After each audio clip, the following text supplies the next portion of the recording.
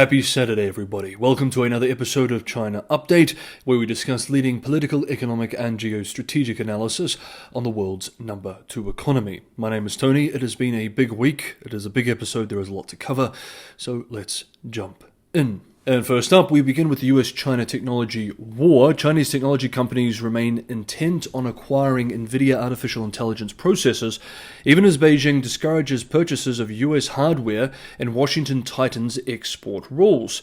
According to UK-based Reuters, major firms including Alibaba and ByteDance are seeking assurances that their orders for NVIDIA's H20 model, reapproved for sale in China in July, are moving forward. They are also closely tracking NVIDIA's next-generation Blackwell-based B30A, which could deliver up to 6 times the performance of the H20 and is expected to cost about double, at more than $20,000 per unit. On this development, veteran China analyst Bill Bishop observed yesterday, quote, "That makes sense, since both the H20 and the forthcoming B30A are significantly better than any of the PRC chips and can be made in large quantities. But as we have discussed repeatedly, party and security forces matter more than market forces or corporate preferences. We should learn which forces prevail soon enough. If the Trump administration approves sales to China of the modified Blackwell chip and Chinese firms purchase them in bulk, we will know that the pushback on the H20 was more of a ploy to get this better chip.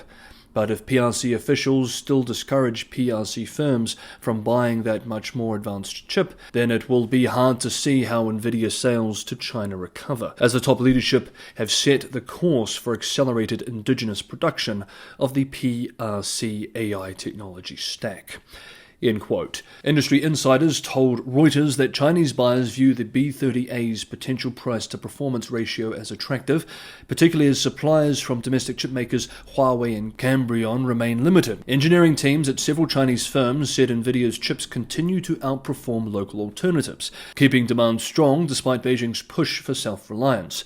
The US-based Wall Street Journal recently noted that Communist Party strategy prioritizes, quote, indigenous and controllable technologies, end quote, with the state using procurement rules, licensing regimes, and cybersecurity regulations to reduce reliance on US suppliers. That divergence between market demand and state policy is unfolding as Washington itself debates further restrictions. A new proposal in the US Senate, the Guaranteeing Access and Innovation for National Artificial Intelligence Act, or GAIN AI Act, would require NVIDIA, AMD, and other US chip makers to give American universities, startups, and small businesses priority access to high-performance GPUs before selling abroad.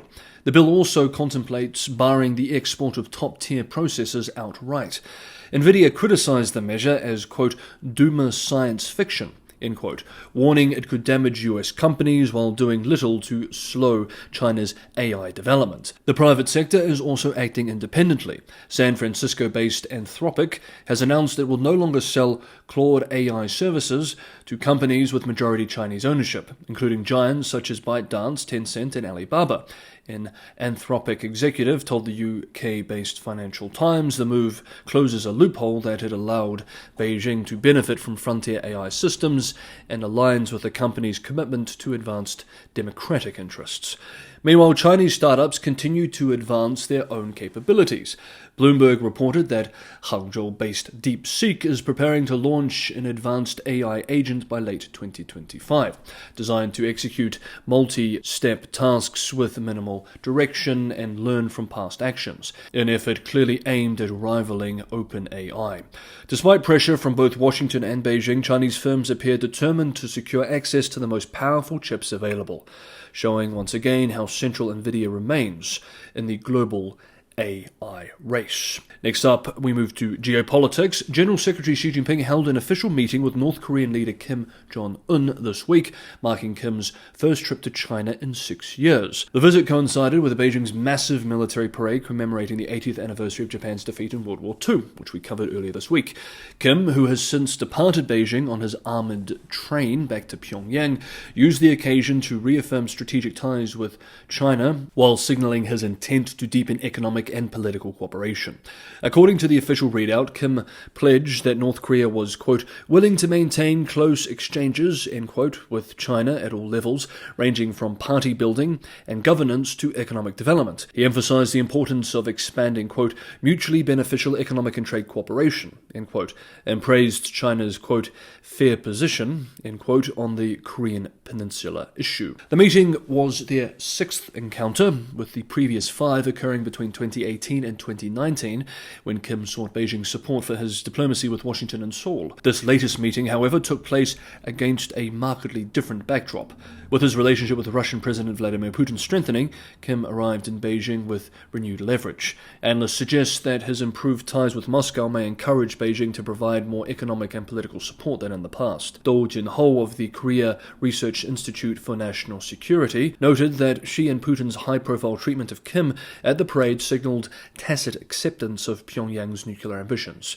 Quote, China had previously insisted it opposed a new Cold War, but that stance has now collapsed, end quote, Du argued, adding that South Korea's denuclearization efforts face increasingly difficult odds. The optics of the event also highlighted a broader realignment. By bringing together Kim, Putin, and other leaders critical of the West, Beijing projected an image of unity in what observers described as the opening of a new Cold War front. NATO Secretary-General Mark Rutte reinforced this concern this week, warning that both China and Russia are preparing their defense industries for, quote, long-term confrontation, end quote. Europe's reaction to all this is notable as well, and we will touch on that later in today's episode. For Kim, closer ties with Beijing and Moscow could secure vital economic relief and strategic backing, while making any diplomatic breakthroughs on denuclearization even more remote. Now, while we're on this meeting between these leaders, let's cover a development that is perhaps a little bit lighter in tone. China's political succession watchers may have to wait a little longer than expected if Xi Jinping is right about the future of human life. During a hot mic exchange with Vladimir Putin and Kim Jong-un on Wednesday, the Chinese leader was heard speculating that, quote, this century there's a chance of living to 150. End quote. The conversation, captured by a live feed, unintentionally broadcast as the leaders ascended Tiananmen Gate ahead of the 80th anniversary parade, was brief but revealing. The audio picked up Xi remarking that in earlier times, quote, people rarely lived to 70, but these days, at 70 years, you are still a child. End quote. Putin's words, relayed by a translator, emphasized biotechnology and the possibility of repeated organ transplants, allowing people to, quote, live younger and even achieve immortality, end quote. Kim's side echoed the reference to transplants in Korean before Xi closed with his 150-year prediction, just as the cameras cut away. Though the remarks were half audible and partly lost in translation, they hint at the leaders' fascination with scientific advances in life extension, or perhaps leaders were just speaking casually. In China, state investment in biotech and regeneration medicine has surged, with organ transplantation a sensitive yet rapidly developing field. Whether Xi was serious or merely indulging in light banter, the moment struck social media watchers as symbolic. At a parade designed to showcase power and resilience, the leaders of China, Russia, and North Korea mused not only on military strength, but also on defying mortality itself. Now, if you want to be on top of the most up-to-date analysis on all things China, whether it's domestic with the economy or international with this emerging Cold War with China and the West, consider subscribing to China Update. Hit the bell notification icon and you will be. And if you're getting some value from today's episode, don't forget to hit the like button. And finally for today, Beijing's grand commemoration this week of the end of World War II was intended as a solemn moment of historical remembrance. Yet the symbolism went far beyond military parades and speeches. By hosting Vladimir Putin, Kim Jong-un and others, both under Western sanctions, Xi Jinping sent a clear signal about China's geopolitical orientation. The optics were made more striking by the timing.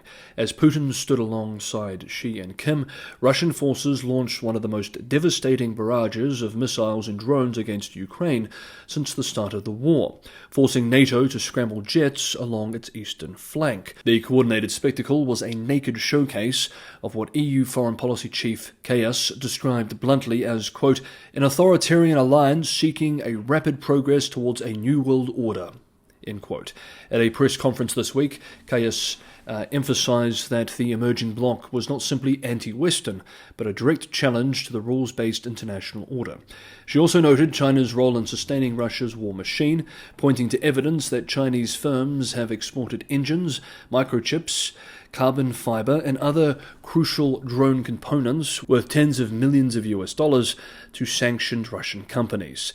Kim Jong-un's pledge to, quote, do everything possible to assist, end quote, Moscow further deepened the sense in Europe that the Beijing meetings marked a watershed. Many policymakers' illusions that China might play a neutral role in the Ukraine conflict are fading fast. Instead, the PRC appears increasingly aligned with Russia, Iran, and North Korea in opposing Western influence and institutions. Still, Europe is hardly united in its response. Hungary, for instance, continues to present China as a partner rather than a rival. Its foreign minister this week praised Beijing for, quote, always standing on the right side of peace, end quote, and said Budapest regards China as its most important cooperative partner.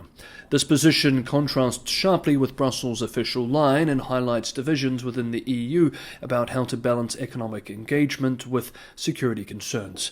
The diplomatic calendar also shows attempts at engagement. A Chinese parliamentary delegation is preparing to visit the European Parliament for the first time in 7 years, followed by an EU lawmaker's trip to China in the spring. These exchanges suggest that channels for dialogue remain open, even as the strategic gap widens. Ultimately, though, the commemorations may harden European views of Beijing's global role. By celebrating wartime sacrifice alongside leaders actively prosecuting a new war in Europe, China risks deepening distrust in Brussels and pushing the EU and the US into closer lockstep when it comes to their China policy, not just in trade, but also in the wider security calculus. Okay, that is today's episode of China Update. Thank you so much, everybody, for watching. Have a good Saturday, have a restful weekend, and I will see you for a new week of developments on Monday.